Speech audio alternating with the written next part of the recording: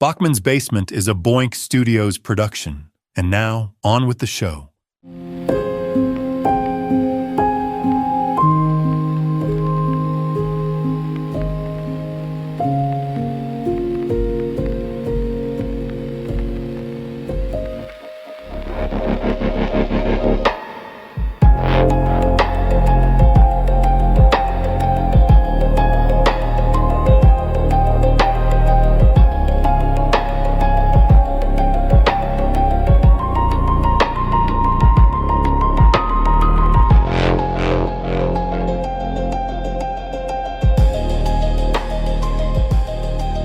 Some Stephen King stories ask what happens when evil comes to your town. Others ask what happens when evil comes into your home. Thinner asks a much more uncomfortable question. What happens when you deserve what's coming? It's a simple premise. A successful lawyer hits an elderly woman with his car.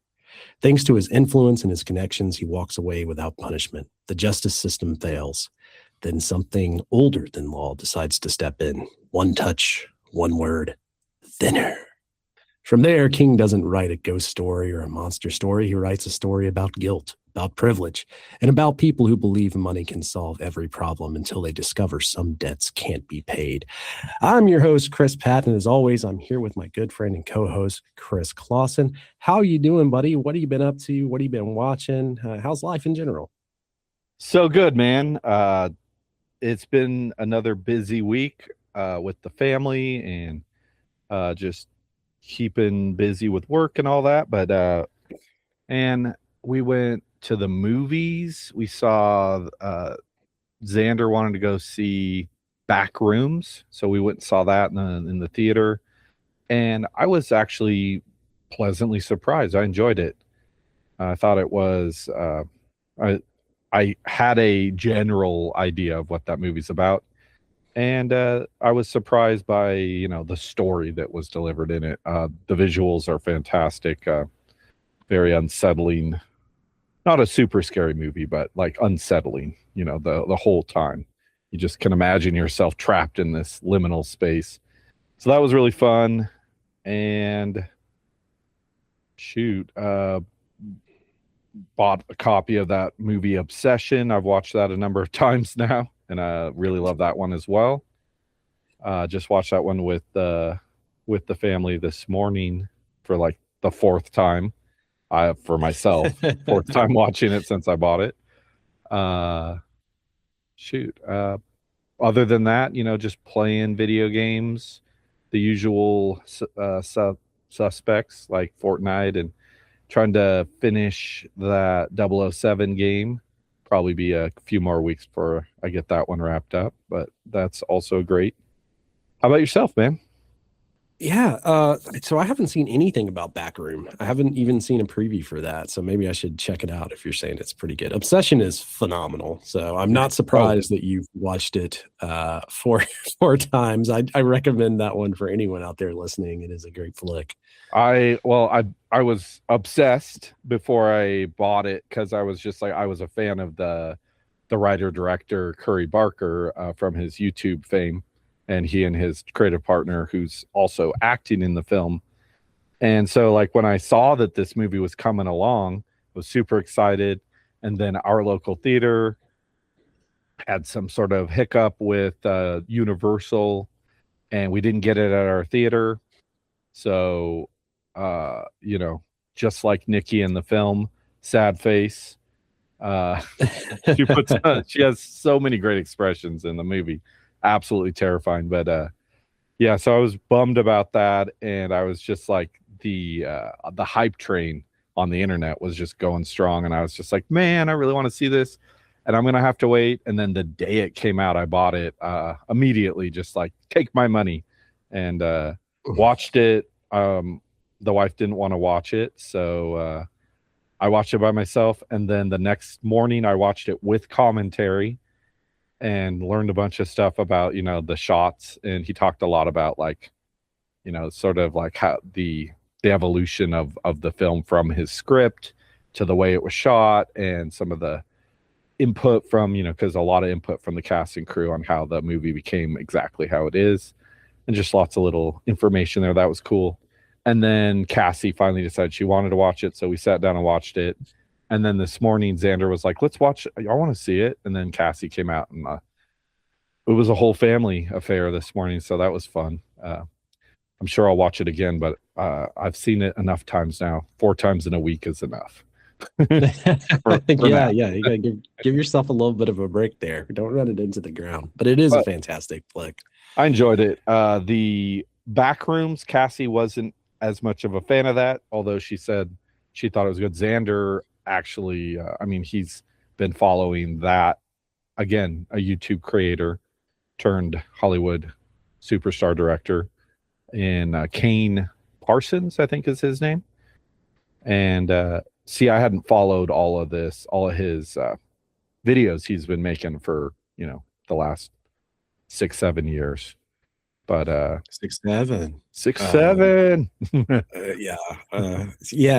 So I don't know anything about Backrooms, so I'll have to check that out a little bit. I was sick, so apologies to the listeners out there. We missed an episode. That is on me. I sounded like a combination of Tom Waits and Big Bird, so I missed several podcasts, with the exception of Buffy, Double Meat podcast, Double Meat Palace. Which check out, by the way. We did a wonderful episode this week. So if you're listening to this and have not checked out Double Meat Palace, go check that out. It was a very fun episode with a demonic robot, which was incredible. So good. Outside of that, man, I didn't spend a lot of time playing video games or watching anything.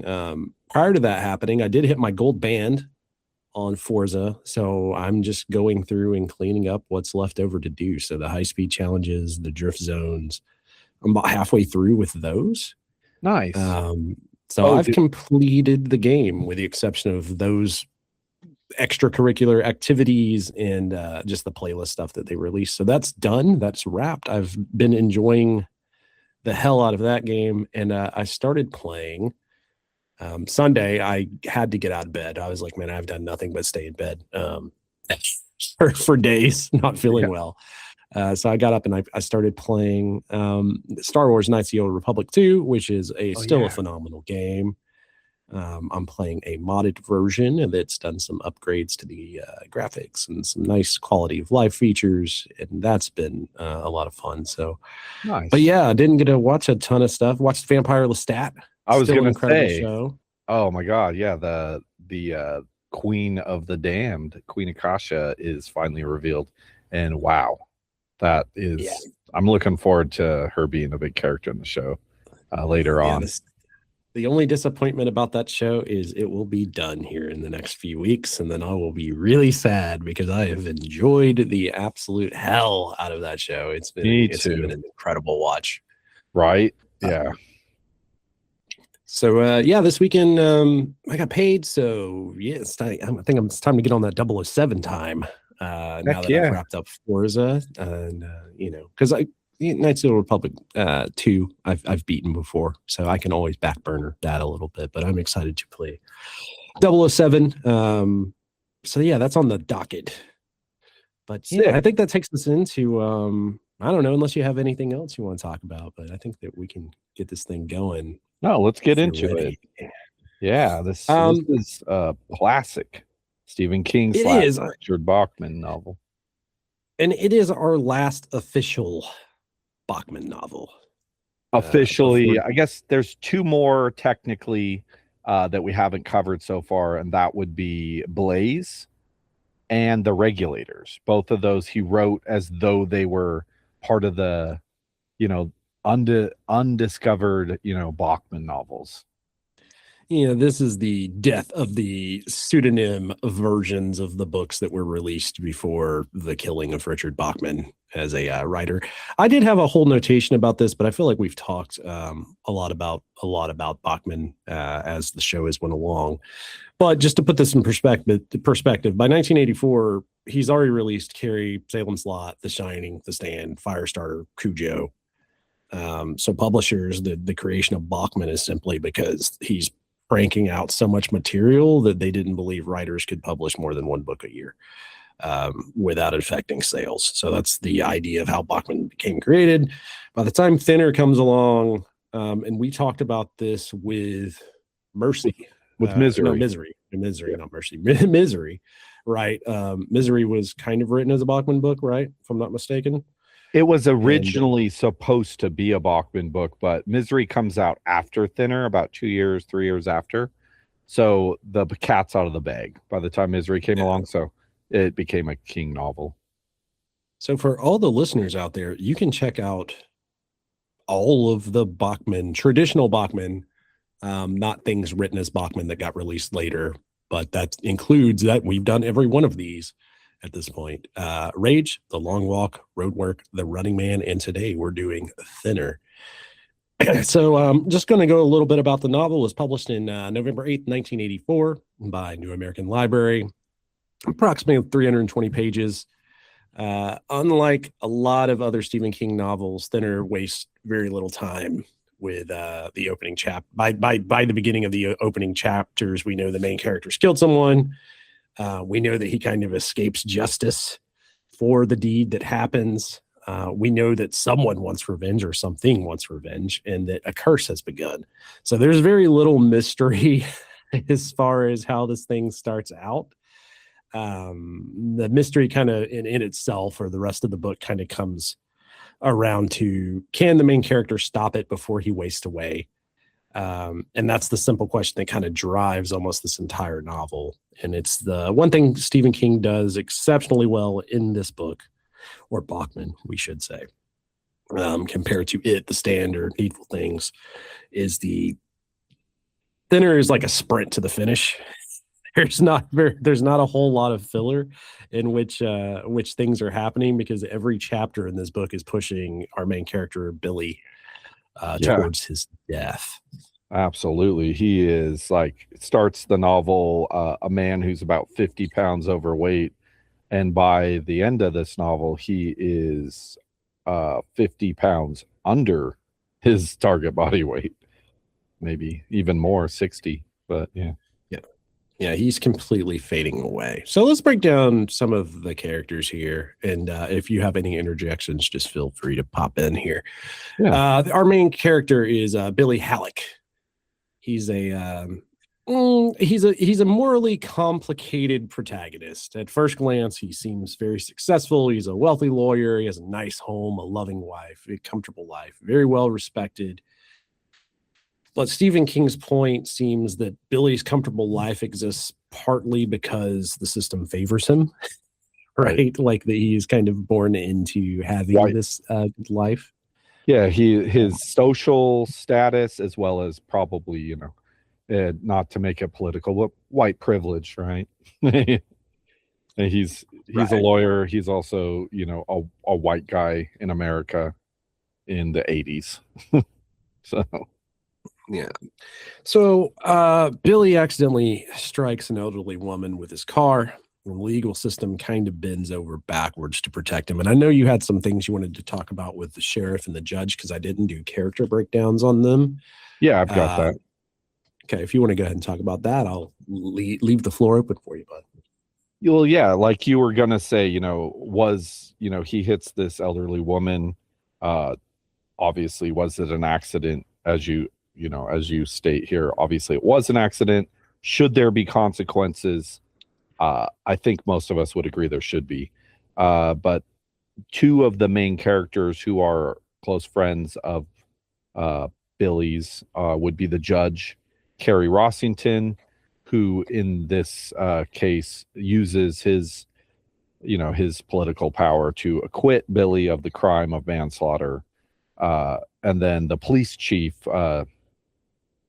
Duncan Hopley, uses his power by committing perjury in court, allowing Billy to get acquitted. So both of them are also cursed, the same as Billy, by I wouldn't even call the character that we'll discuss who curses them. I wouldn't call him a villain at all, but the fact that they're cursed, it's different for everybody. So obviously our main character here is getting thinner by the day, but the judge ends up cursed where his skin, he's developing lizard scales, and it just continues to spread. And it's described in great detail, and he has to leave his home. His wife can't stand the sight of him, and he goes to like the Mayo Clinic, and they're studying him, and he's like literally turning into like an alligator. And then it's like an super advanced cirrhosis right in some form. They try to break it down, but it is very much, I think, lizard scales, alligator skin is a good way to portray it. Right. Obviously, these scientists or these medical teams are trying to like describe what they're seeing, and they're like, it's a very rare case of whatever they call it in the novel.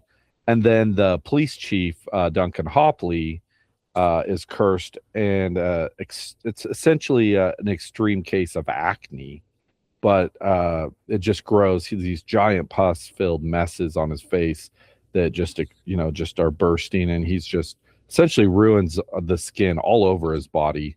He has all these open sores, and he's just can't go out in public either as a result of the way he looks, and also, he's could easily get infected, by anything. So anyhow, as a result, both of these men end up sadly committing suicide, as they know what's happened to them, and they know that no one would ever believe it. The same as Billy, as we're going to find out. And so they say, means of making amends, but that we'll find out that Billy is a little bit more motivated, and he maybe has a little more time than they do. But yeah, Billy's punishment is different in the sense that it's long-standing and not it is almost seen by the human eye as a positive thing at first, which we'll get into. But yeah, so Billy kind of convinces himself that he's not responsible. That is because he didn't get any punishment for it, and that's kind of where the horror of this book begins. Discussion point: does Billy actually change throughout this novel, or does he simply become more desperate as the consequences affect him personally? My interpretation of it is that I think that by the end, I think he does understand his part in it, but I think that he just feels that it's more, maybe that's the fact that he's a lawyer. He's like, there's more people responsible, and it's him trying to lawyer his way out of it a little bit. But also he's like, I'm not saying I'm not responsible for my part of it, but also the same as, my wife, and as well as yourself, this man who we're going to be talking about in a moment.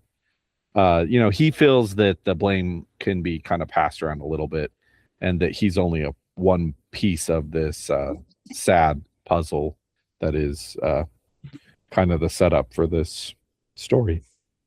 Yeah, so that takes us to Billy's wife, Heidi Halleck.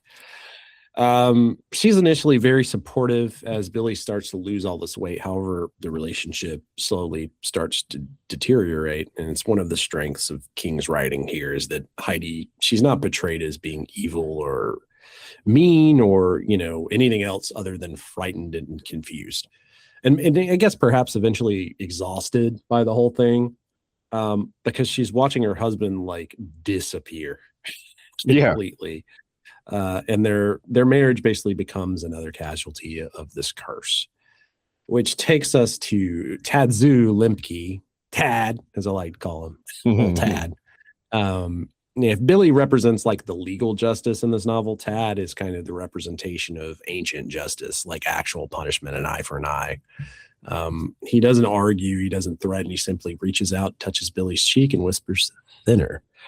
It's I don't know. It's one of King's most iconic curse scenes because of how understated it is. There's no big lightning or glowing eyes or crazy world tilting on itself. It's just him simply saying "thinner" and putting this curse on this man.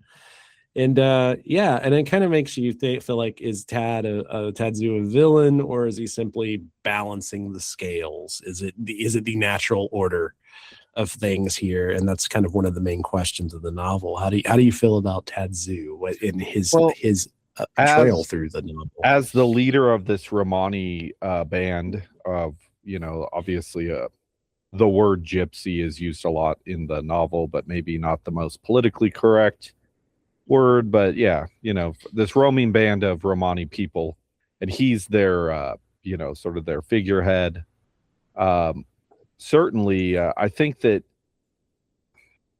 it's certainly morally complicated because he sees there's no justice in this, this dude who kills his daughter. Mind you, this man, Tadzu, is like 100 years old. He's super old. So his daughter is like 80. She's a very old woman as well.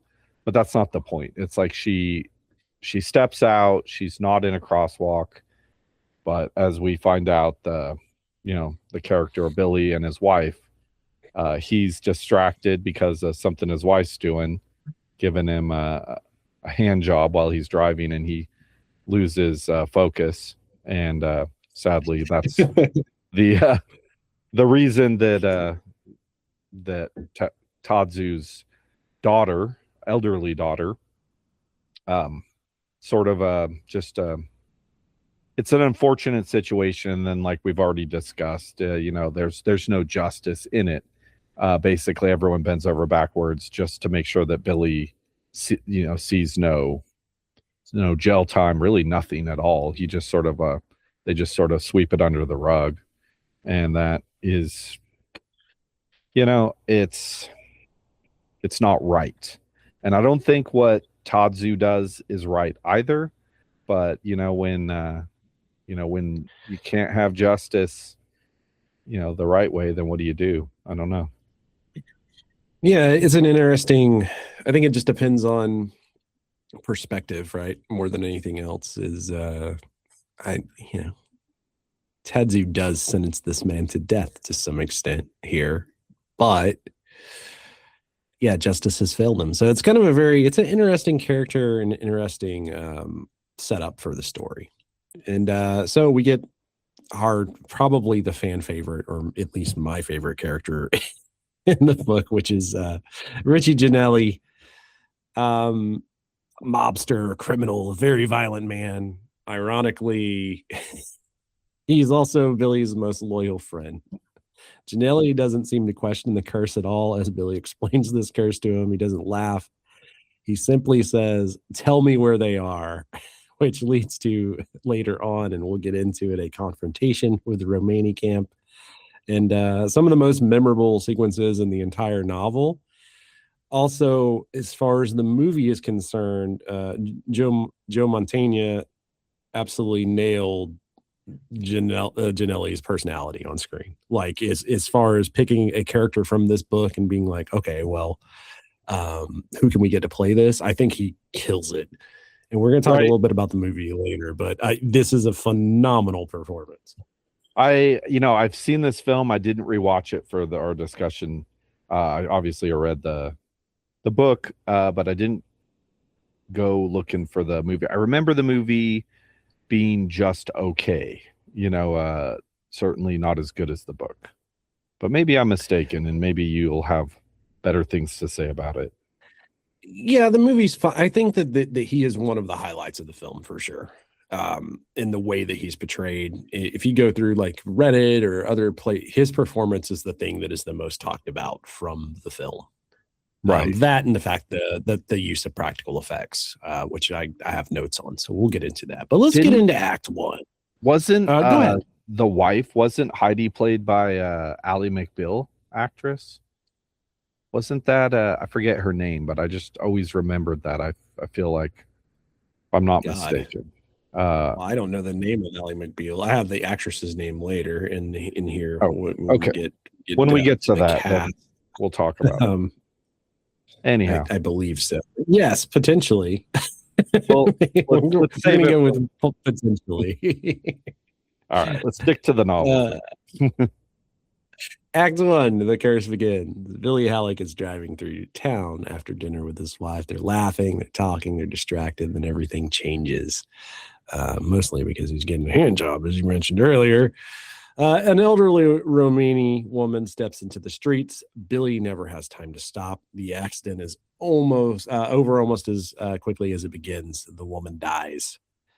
from King's writing perspective, the accident itself isn't the horror. The horror is everything else that follows. So Billy's connections go to work immediately. The judge is a friend. The police are friendly. Lawyers know lawyers. Within a short time, Billy walks away pretty much unscathed, legally innocent. Morally, yeah, he kind of just ends up believing that he's innocent to some extent. He explains it away. Yeah, I mean, because he got away with it, right? So he's like, well, maybe I didn't do anything wrong. That's kind of how Billy was portrayed here. Outside of the courthouse, the victim's father waits, an old man. This is Tad. Thin, weathered. He says almost nothing, and he reaches out and he touches Billy's face. Billy laughs it off at first, but within days, the scales begin to move. 5 pounds, 10 pounds, 20 pounds. His friends are congratulating him. Doctors admire his diet. Billy himself is thrilled because he's been a fat boy his entire life. From everything we've gathered from the character, he's been a fat boy his entire life. He's like, man, I'm looking great. I just got out of this murder, vehicle manslaughter case. Until he starts to realize that he cannot lose weight. He can't stop losing weight. Yeah. He can't. Yeah, he can't stop losing weight. Sorry. And that takes us kind of into Act 2 here, but that is the setup for Act 1. Any thoughts on Act 1 or big moments that you would like to talk about?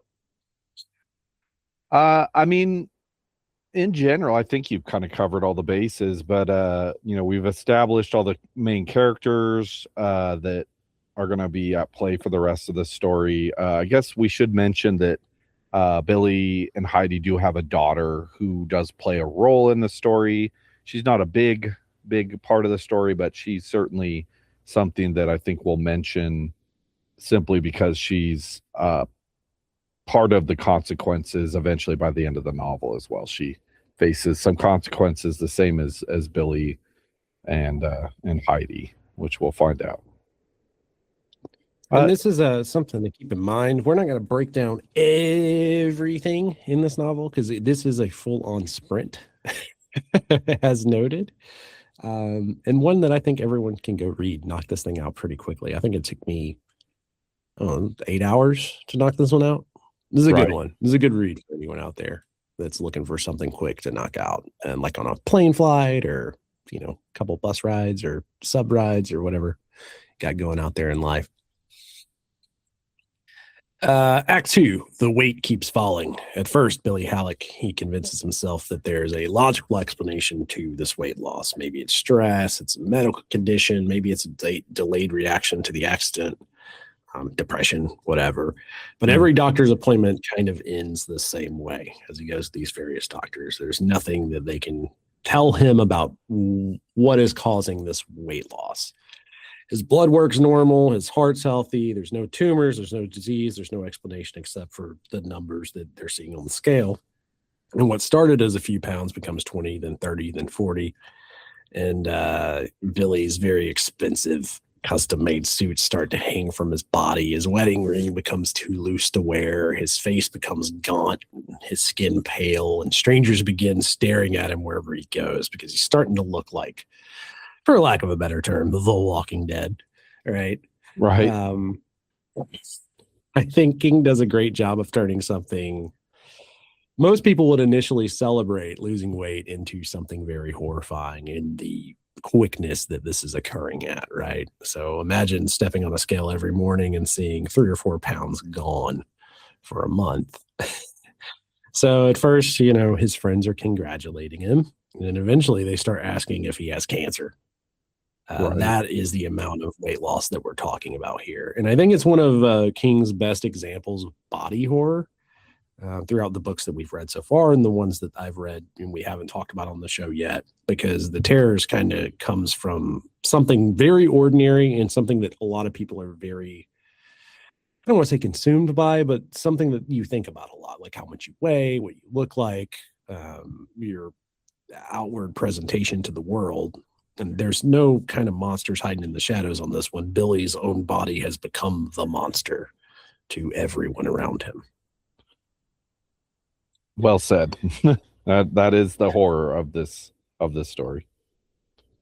Yeah. So one of the most interesting things about Thinner is how quickly Billy's priorities change. Before the curse, he's concerned with court cases, business dinners, and maintaining his reputation. Now, none of that seems to matter. His entire world is shrinking into one objective, which is to survive. How do you feel about Act Two? Billy struggling with his weight loss. Well, in a weird way of saying it. It's interesting because like all these people that he's rubbed shoulders with, sort of the elites of his small community, from the police and the judges to the doctor, who his wife Heidi sends him to the doctor as he's still losing weight. She's like, you need to go to the doctor. Like, there's obviously something wrong with you, and you can't put this off.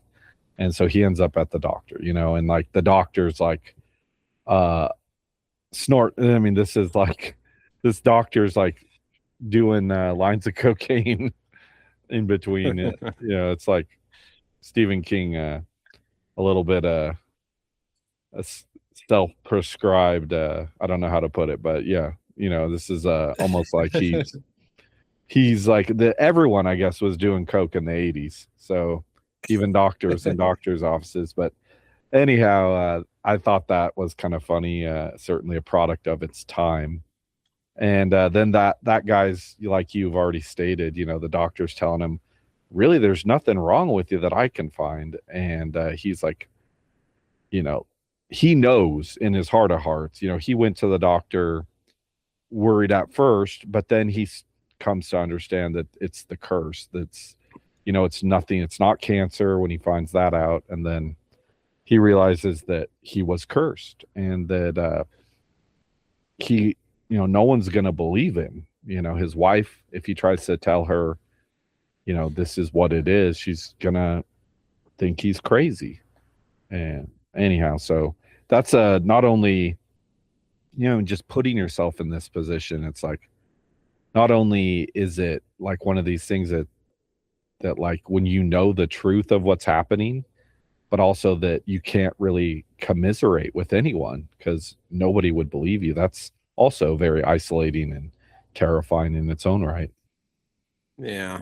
And I mean, that takes us into the next part of Act Two, which is his realization, his allowance of believing the impossible, right? That this curse is actually, the old man has actually cursed him. And the realization itself, it changes the novel. So the first half is about denial, and the second half becomes an investigation, right? So Billy begins tracing the Romani family.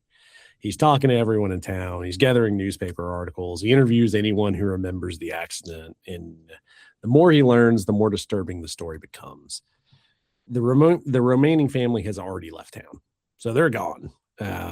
Almost as if they expected this to happen. And King deliberately is keeping as much of the curse mysterious as he can in his writing up to this point. And there's never really a detailed explanation of how it works, other than this man got touched, he said dinner, now he's cursed. We don't get like any kind of magic spells or ancient books, or it can get very easy with some King things to get into the weeds there a little bit. Not this. It's just like, nope, that happened. So you just get the consequences, and the simplicity of it makes it kind of more believable for me. Right. How'd you feel about like that?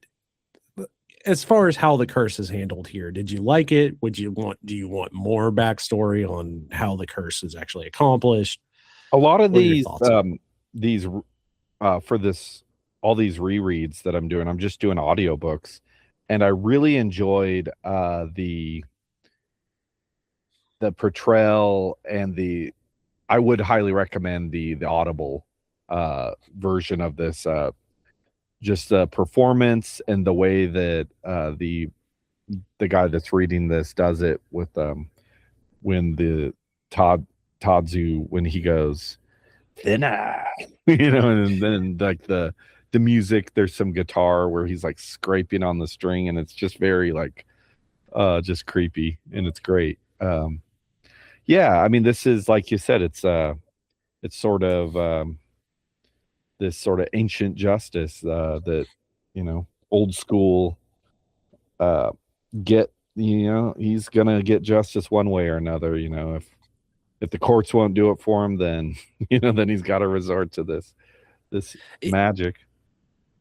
Yeah, and I really enjoy the fact that we don't get this elaborate breakdown of what the curse is. Like the Mangler, for instance, which we've talked about, where there is an elaborate breakdown of kind of how it came to be. Right. I enjoy it just like, no, it's just a thing. Less is like, more sometimes. For sure. Less is more sometimes. I think it works perfect here. And that takes us to Billy absolutely starting to fall apart. Yeah, I mean, this man is going through it here. It's the not only the physical deterioration, but it's mirroring his emotional collapse. He's becoming very paranoid, short-tempered, obsessive. His marriage begins showing serious cracks because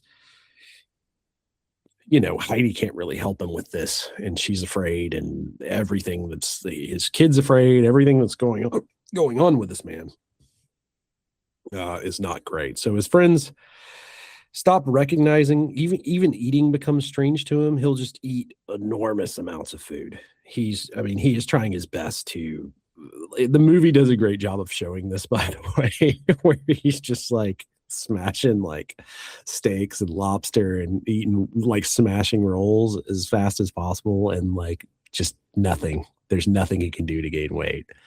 Yeah. And, discussed in the book too, where he's like putting back like 10,000-15,000 calories a day and he's still losing a pound or two.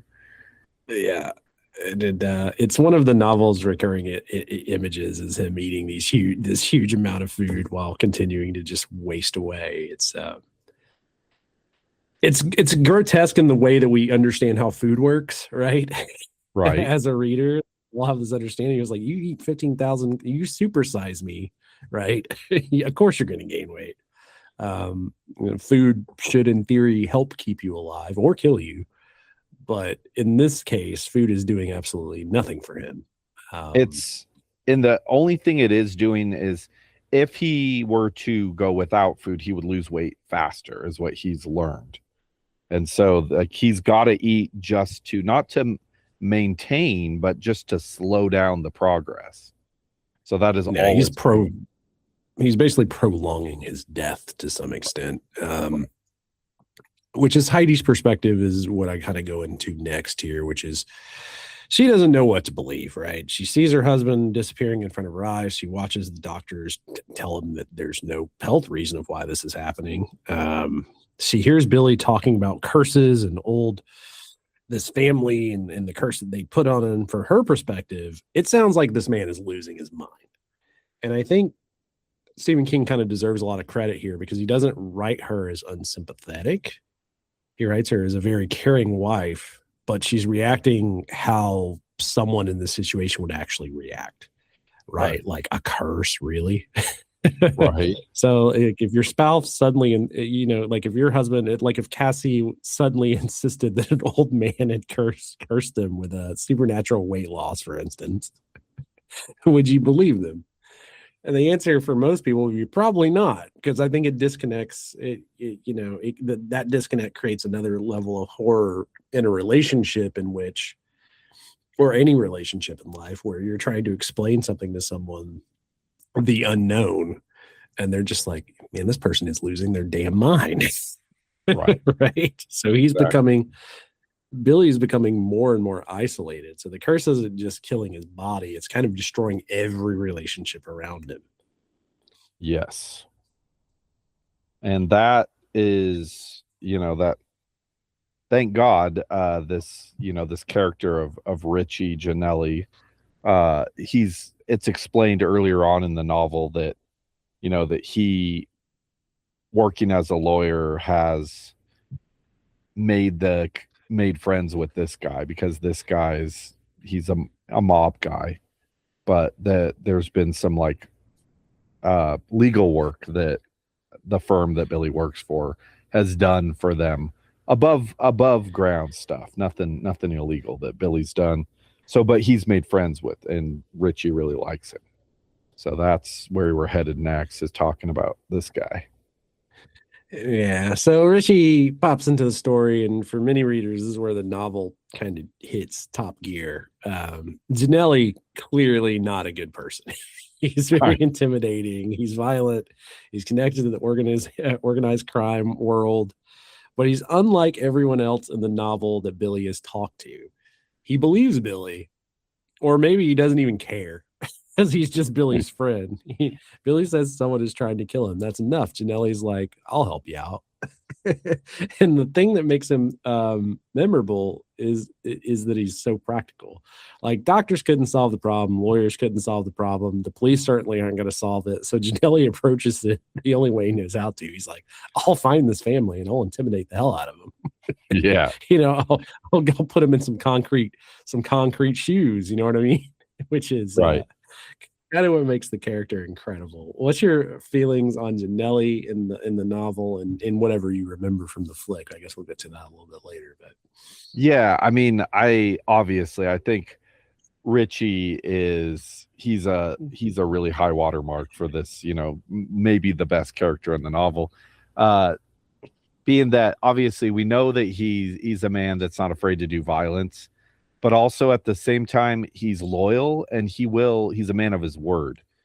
So he's got maybe even more likability, because you don't really like Billy, at least at first, just because he's a glutton and he's not a man willing to face consequences, versus like Richie here, who's maybe not a good guy, but at least he's honest about who he is, and he will do what he says, which I found to be very very entertaining, because we find as we go along here that he's not going to do violence, because that's not what Billy wants. He's like, I need your help, but don't kill anybody, and so that he's like, okay, well, I'm all right, we're gonna try to do it your way then, and I won't kill anybody.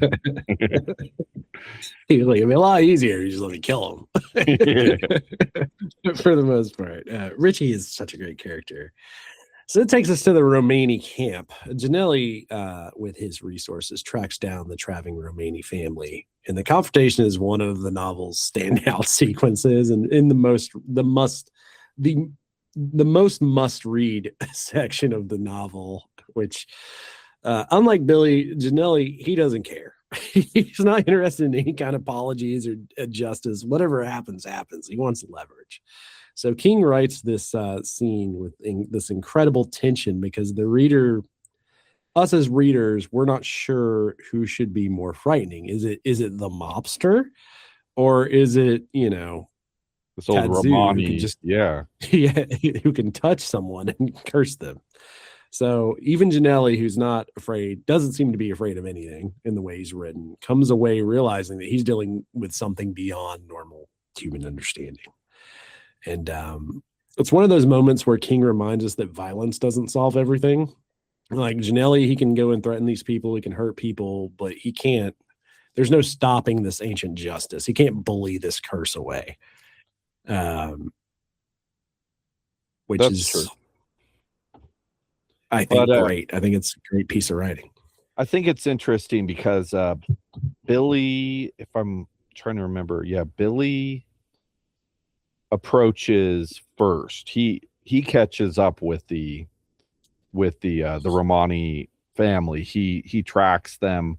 He leaves town, gets on the road, goes through, and just is like tracking them down, going to all these small towns and following up into the Northeast, and eventually, of course, as almost every Stephen King novel, ends up in Maine, because it starts like in Connecticut. I think this book is mostly set in Connecticut, and then we end up in Maine, and that, it's he ends up catching up with them, has a conversation. Billy does with Tadzu, and Tadzu's like, yeah, I'm never taking that curse off of you. Like, this I believe this is after Richie.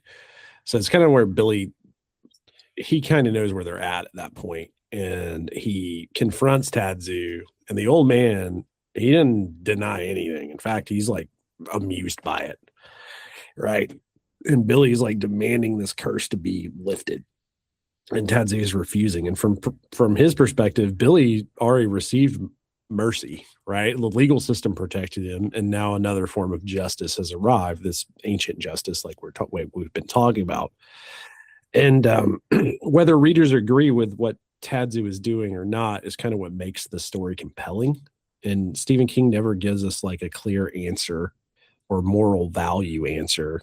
Billy didn't intentionally kill anyone, right? But he also never accepts responsibility. Even when he comes into this conversation, he's not apologizing or asking for forgiveness.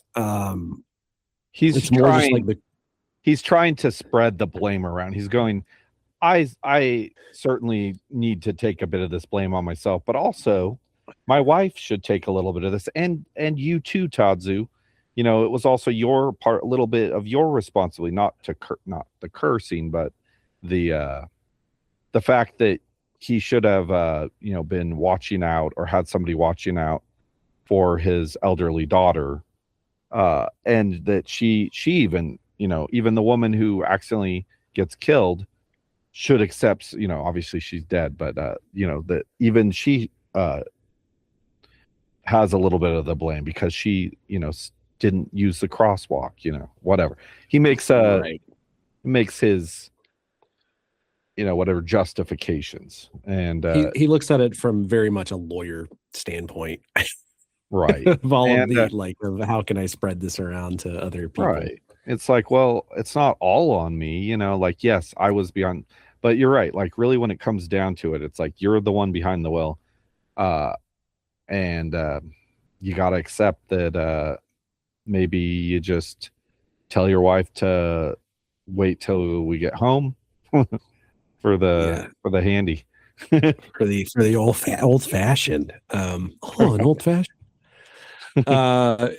But this is why you don't do anything. I think that's why this conversation may have went different for him if he copped to the guilt and apologized and begged for mercy or something. He doesn't do that because Billy.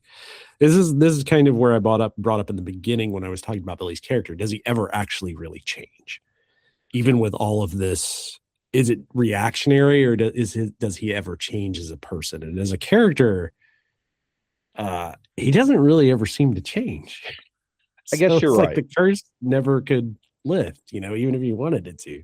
Like, what if he did change? What if he apologized? What if he there's a bunch of different ways that you could go about that, but he doesn't. So I think Tadzu's argument would here is like, justice was never served. I'm serving it. Sorry, curse can't be lifted. Right. Yeah. So that really is kind of the long and the short of this story, is that it's like justice comes in many different forms. And certainly old Billy boy deserves punishment. I don't know if he deserves death, maybe, and I don't know that Tadzu wouldn't have still done the curse even if Billy would have been prosecuted, Yeah, well, that's true, but that's a what if, right? Right. If he would have been prosecuted justly, or if he would have, even after the facts, tried to make amends, maybe life wouldn't have been so bad. But I think that's like kind of what makes Thinner different than a lot of other Stephen King stories. Is it's not revolving around defeating evil. It's living with consequences. There's no magical artifacts or haunted houses or vampires to stake. It's just, and Billy's enemy isn't even Tadzu. His real enemy is like the decisions that he made the night of the accident, how he tried to continue his life, and how he lived afterwards. Accepting responsibility is really the right. It's a very simple mechanism that King is using here, where it's forcing Billy to confront himself, like who he is as a person, more than anything else. And that's I think that's a hard thing for a lot of people, and it's scary in that sense. And then that takes us to Act 3, the final act of Thinner.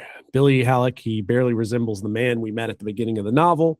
The confident lawyer who believed he could solve every problem with money, influence, connections is gone. And what remains is someone who looks like a walking skeleton, something from, Evil Dead or Tales from the Crypt. King constantly reminds readers of Billy's physical state throughout. They close this novel here. His clothes hanging from his frame, his skin clinging to his bones. People stop recognizing him. He's not simply losing weight anymore. He's disappearing. He knows that he's running out of time. It's even described like where the,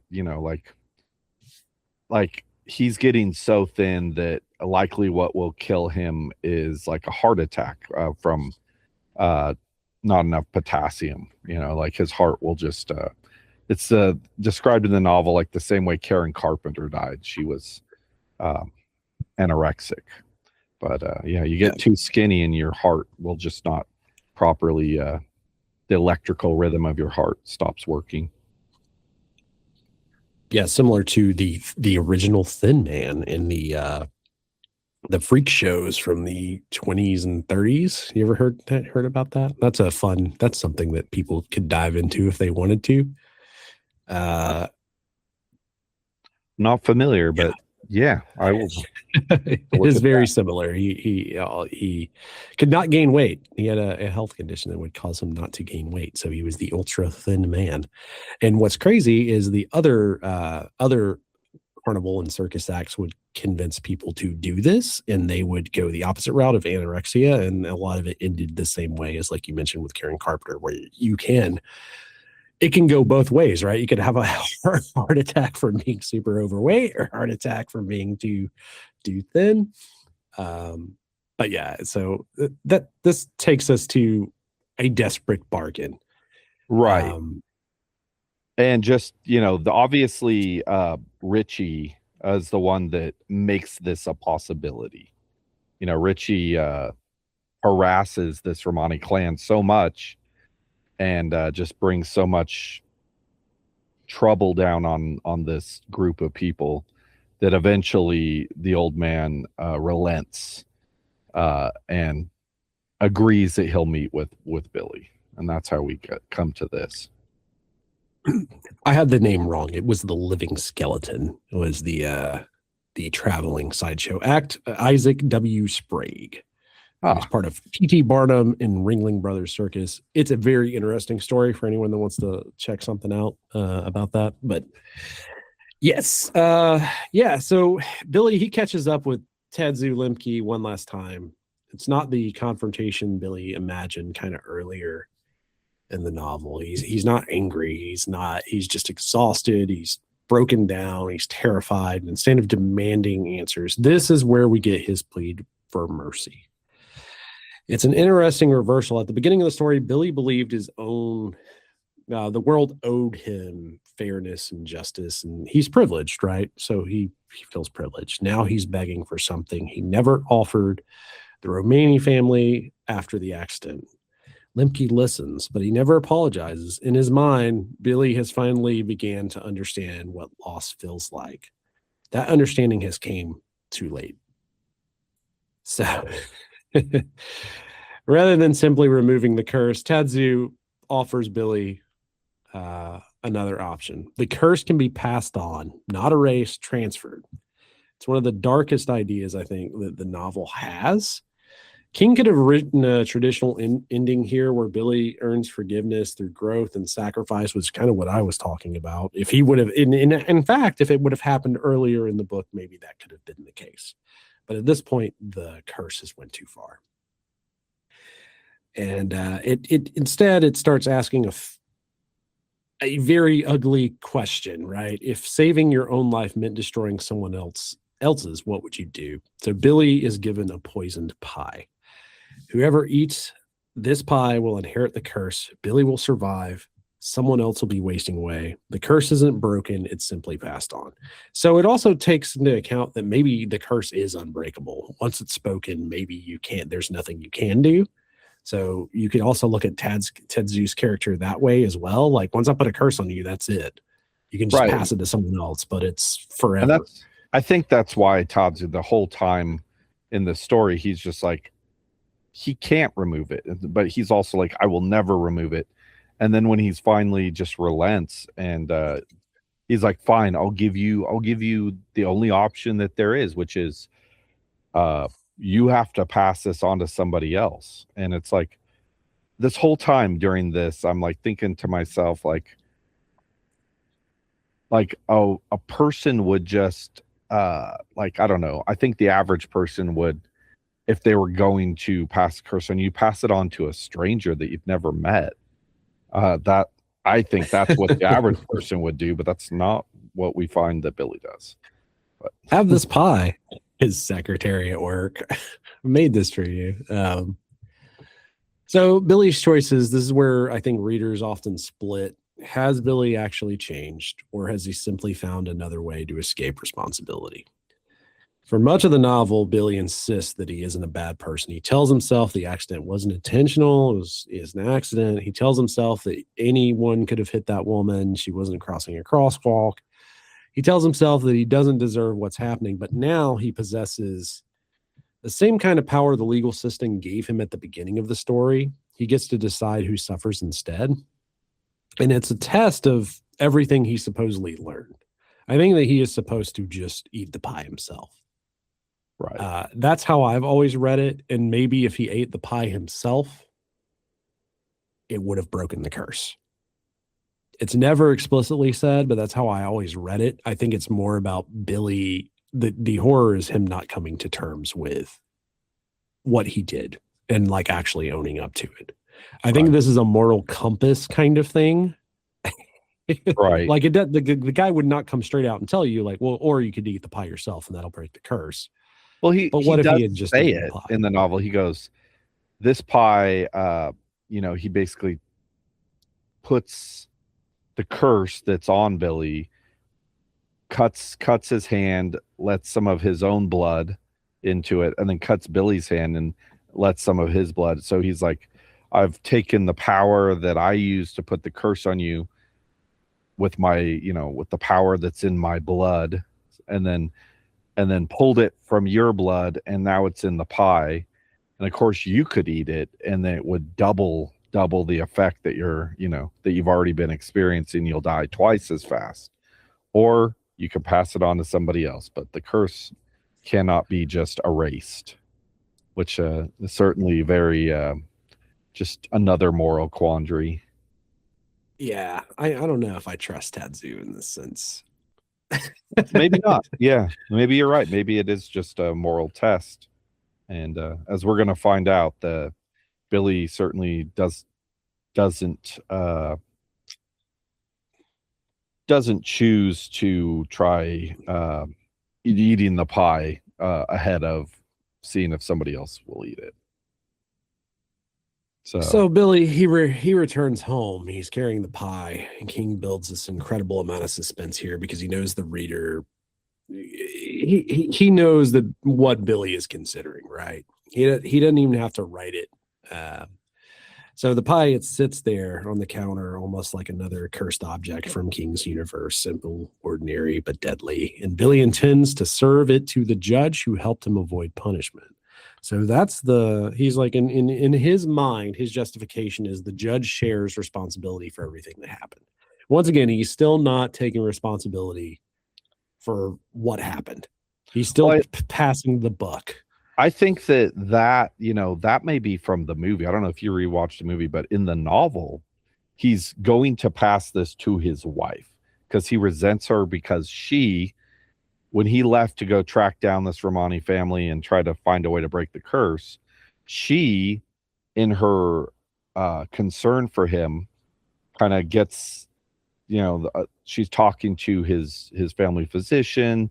She's talking to this clinic. They're all worried that he's lost his mind. And then she's going to take legal matters to have him put in a home, put in like an insane asylum because she feels that he's lost his mind. And so he's like, screw you.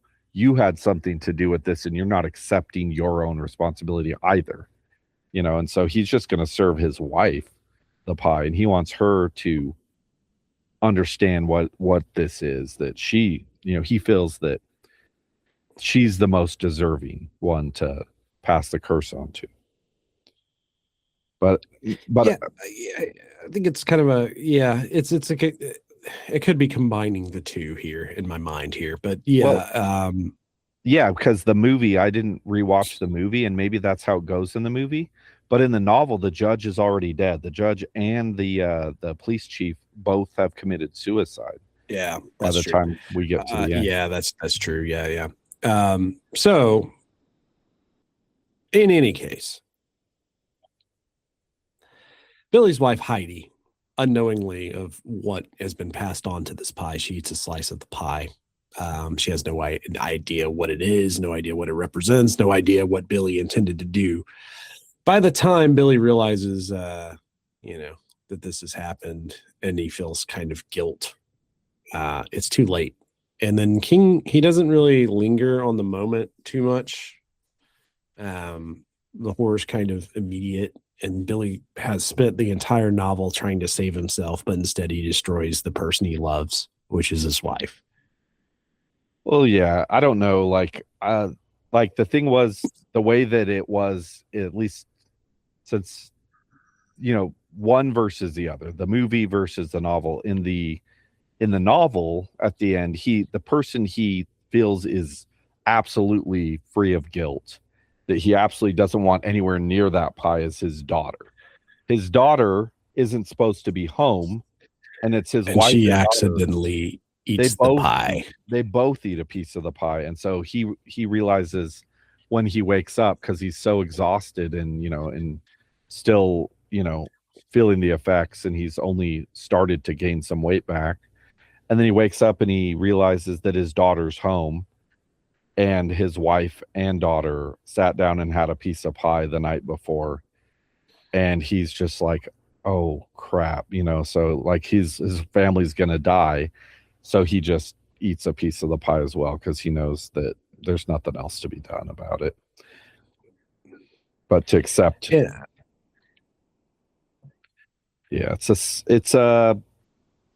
I think it's a challenging ending, in that it's like, you have to accept responsibility, and certainly, people will get hurt if you try to avoid your responsibilities for too long. Yeah, I mean, King leaves enough ambiguity here to keep readers kind of debating it. But the final pages of this book are definitely reinforcing one central idea, which is you can't cheat consequences forever. And even when you think you've escaped, there's always a cost, right? So that is Thinner. Final thoughts on the novel for you. I really enjoyed this one. I forgot how much I love this story, and maybe I will rewatch the movie. I just didn't get around to watching it, but I felt that I read the book, that was enough, and I remember the film well enough that I was like, it wasn't as good as, there's not as much I guess richness and much character development as there is in the book. So I just sort of didn't rewatch the movie in this case, but maybe I'll get around to watching it again at some point. I found that it's really hit or miss for me with Stephen King adaptations into movies. They're either really, really good, or sometimes I really don't care for them. And from what I remember, Thinner just was one of those movies that I just didn't really care for it. It kind of has a comedic vibe to it, which they picked a good director for that. Unlike Carrie, The Shining, or Misery, Thinner isn't usually the first Stephen King adaptation people think of. It never became a blockbuster, and it rarely shows up on any kind of list where it's like best Stephen King movies. I don't think it's bad. I think it's kind of just like in the middle ground of what a King adaptation can be. It was released in 1996. At this point, we've already gotten The Shawshank Redemption, The Green Mile, Stand By Me,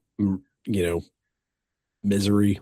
Yeah, there's a lot of good ones. The Shining. Yeah. There's a lot of really good ones. Yeah. So expectations were a little high for this, for what it actually is. You know what I mean? Because coming off of those, I mean, absolute bangers. We got Tom Holland, director. No, not Spider-Man Tom Holland, but Tom Holland, director of Fright Night and Child's Play. Both of those films kind of balance horror with humor, and that's kind of making him the choice of doing Thinner. There is something inherently funny about Thinner, the idea of it in general.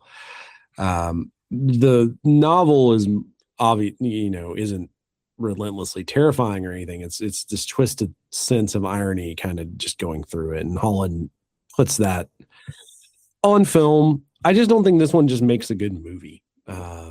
Is the biggest issue with it. It's just one of those things where it's a mix of body horror and just black dark comedy. The cast, we had Robert John Burke, who he's playing two different versions of Billy, obviously, the same as in the book. He's playing a very confident, overweight attorney with a bodysuit on. So they didn't actually pick two different actors, like a big actor and then a thinner actor, and then a skeletal shell that he eventually becomes.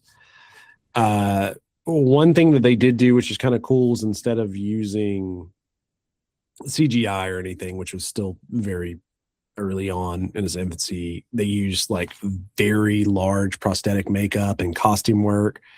And he spent tons and tons and tons of times of getting this done to get the movie done. So reading about that experience is kind of entertaining. The highlight here is Joe Mantegna, as I mentioned earlier. It's easily the best performance of the film. If you're going to watch the movie for anything, it's him. It's pretty much the character walking off the page. Like the way that I read the character, he's charismatic, he's funny, he's very dangerous, he's completely believable in the character that he is playing. In my notes, I put he elevates the character in the same way that Kathy Bates elevates Annie Wilkes. So right. I would very much say, like, if you take one thing away, like, watch his scenes. Michael Constantine plays Tadzu Lemke. You'll like the way he uses Thinner, just like in the audio reading. Right. And then the biggest thing is the practical effects. The practical effects are pretty great in the flick. And there is a Stephen King cameo. So if you're into that. That's always fun. King doesn't always do cameos anymore, but I love it when he does, when he manages to get in there. Like most recently, at least in my memory, would be in the new iterations of It, where he plays the shopkeeper, and also dogs on his own reputation for not having writing the best endings. So that, yeah. Then I will say the movie, just like the book, it trucks through things really fast. So it doesn't ever feel bogged down.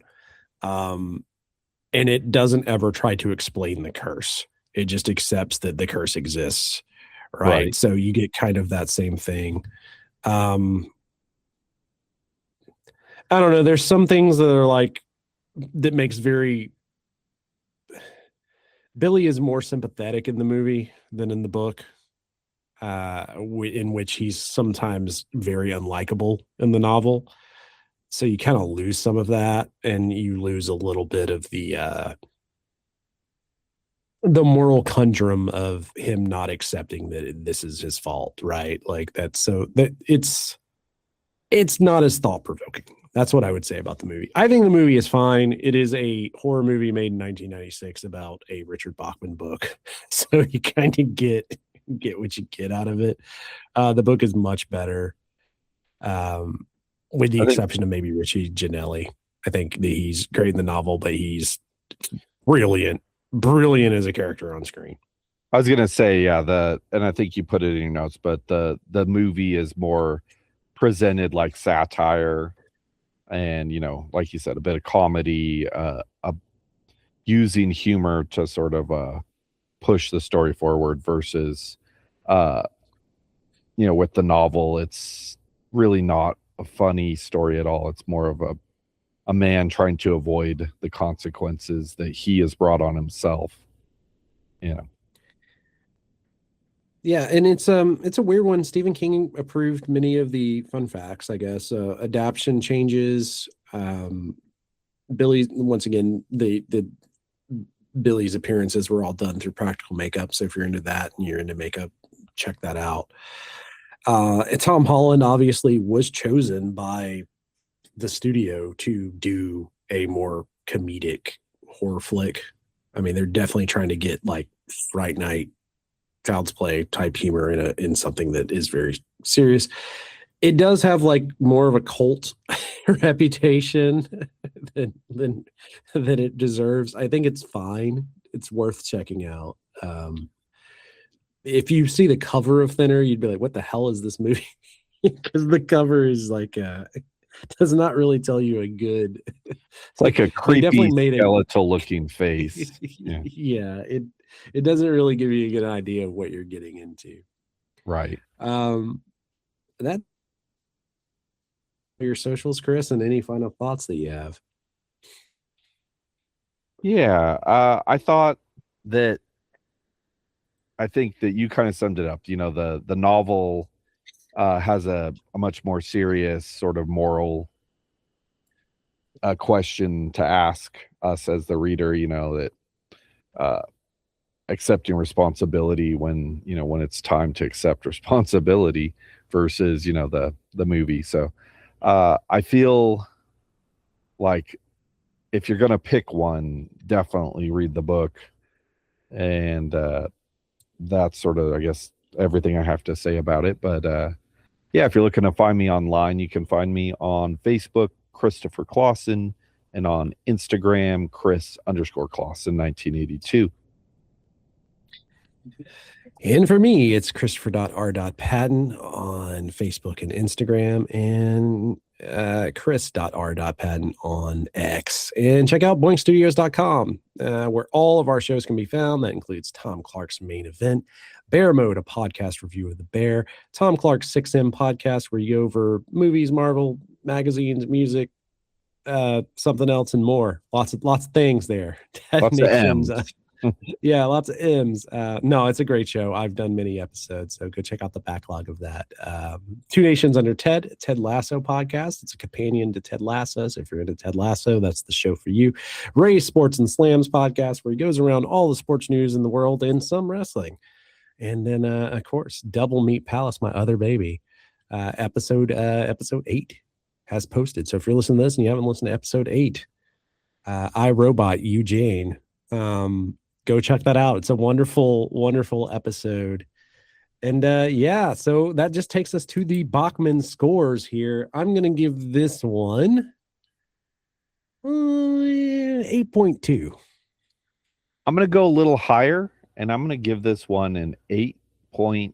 I really enjoyed this. 8.8. It is a good one. This is a very fun read. If you never read it and you want something, if you've never read it before and you're listening to this, and you want something quick to read, for sure, go check it out. That takes us to the end of this episode.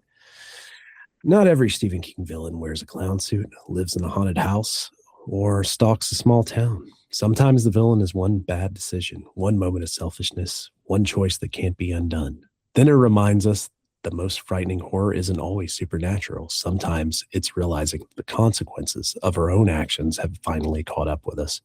Until next time, keep reading, keep watching, and remember, sometimes justice doesn't come from a courtroom. Sometimes it comes from a whisper. Thinner.